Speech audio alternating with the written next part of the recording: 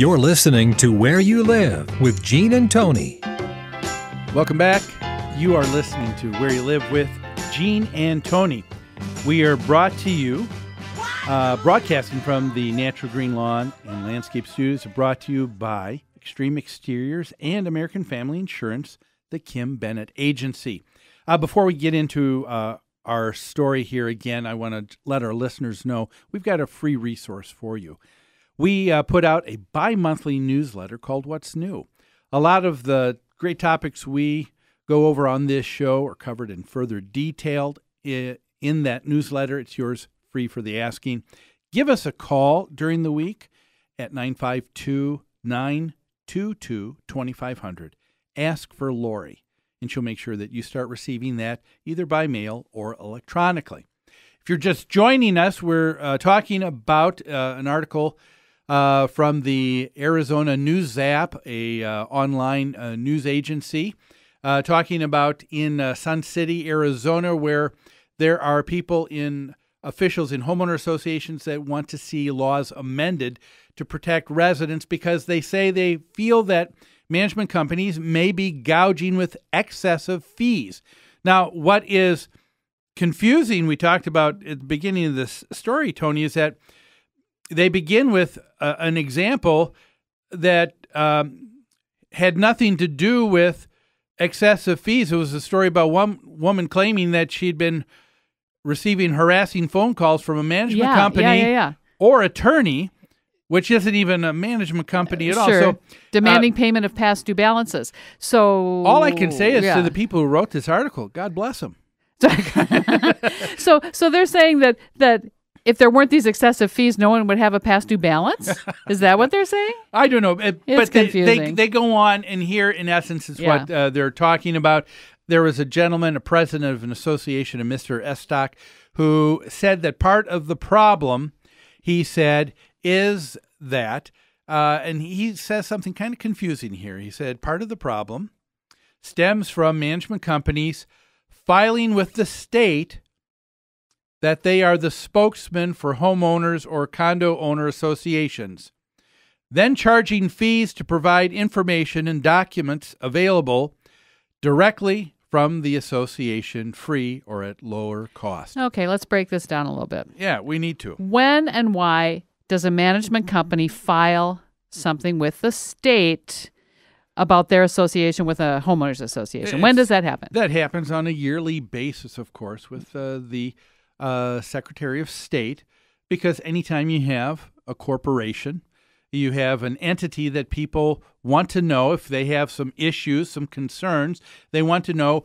where can I direct my communication so that I know that it gets to the right person? Because otherwise, all you have is that a name that's out there. A homeowners association. So every year, an association is required to register. A corporation is required to register with the state of Minnesota, and part of that registration says, who do we contact? Yeah. Who does the state contact? Who does any other entity contact when they need to contact this association? And if it's a self-managed association and they're doing everything on their own, it'll be someone who will be on the board. It'll be a board member's name and address. If it is something where it's an accounting-only service and the monthly assessments are going to someone who's doing company doing bookkeeping, accountant, that kind of thing, then it would make sense that you could see that as the address. But with a full management contract, where we contract to be the managing agent for that association, New Concepts is the contact person or contact office, right? Because that's what the association hires us to do. Yes. Is to collect in communication cases, and direct communication. Mm-hmm. Right. That's very common. So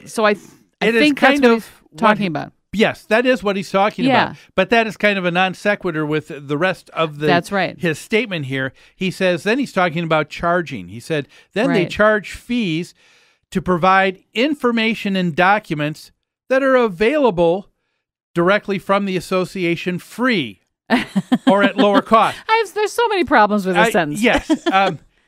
I think what he's probably referring to is most associations that are with a management company probably will have a website of some sort. Okay. And on that website will be a lot of helpful information, meeting minutes, agendas of board meetings, You will have governing documents, Okay. rules and regulations. Okay. And so when someone typically goes to sell, they're going to can't remember where they put their governing documents. Which they're required to pass on to a buyer. That's right. And so what they do is they go onto the association's website and they say, "Oh, that's 200 pages. I don't want to print those out on my home printer." Exactly. All right. So they call the management company. And That's so if right. you call the management company, they're going to charge you because they have to put someone in front of the copy machine. They got to pay for paper. They got to pay for time to That's right. put it in the mail. So that's the a postage. common additional fee, is that we charge a fee for copying governing documents Yes. and providing those. Now- But let me ask you this. Okay. Do we get to charge that fee because we filed with the state that we were the spokesperson for that association? That's not what gives us the authority to charge that fee, is it? I thought what gives us the authority to charge a fee is that we've contracted with that or we've disclosed that to our client. Well, yes, there is a contract in place, and I think that's important, and probably what is something that has been failed for people to see who are complaining about this might be some of those issues. Now, we should say at this point, it could be the case that there are some companies that are charging fees that are excessive. Okay, then I want my state legislation to start passing a dozen new laws to make them stop. I understand. You need to understand that, yes, someone may be charging a lot more in the marketplace than someone else. And that would be considered So do I have to have legislation? Fee. Do I have to have legislation What to do you- counter that? what do you Well, think? of course not. We have a free market. Yes. As a homeowners association, I can take bids next week on new management and find out what their fees are going to be. I can ask management companies to compete for my business. I don't have to have legislation passed dictating to all management companies what they can and cannot charge. That's a very good point. The other thing that people need to remember is that if you're a homeowner and you're in an association and there are these extra charges, it's not that they're excessive. They are extra, and here's why. Typically, the association, as you know, is a nonprofit organization. So they're saying we want to pay in as little as possible as homeowners. We want services provided for us, but we don't want to pay more than we need to. So with that in mind, the board will try to put together a contract with various entities and groups that they need to get what they need, but not necessarily everything they want.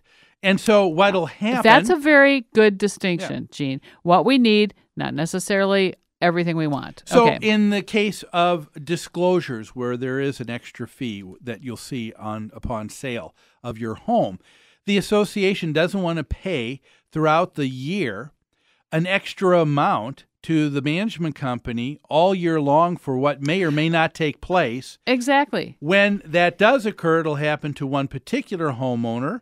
And Who's so selling their home. That particular homeowner can make that payment. So rather than estimating that cost to the management company and including it in our monthly management fee that all members contribute to, we charge a fee specifically to the specific owner that needs it at the time they need it. Yes.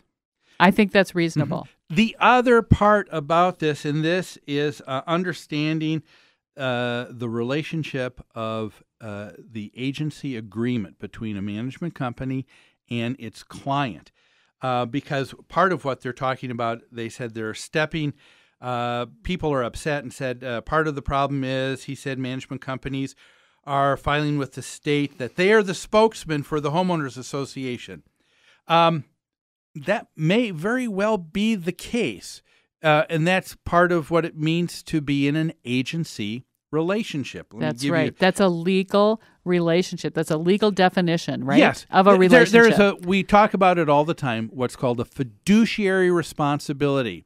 That means I, as a fiduciary in property management, must act in the best interests of my clients at all times. Right. I must walk as if I'm walking in their shoes. Now, there's a reason for that. In a homeowner associations, people have other lives. They have jobs. They aren't getting paid. It is a volunteer position. but they need some very important services done. So they'll pay someone to step in their shoes to handle that Sure. On a month-in, month-out basis.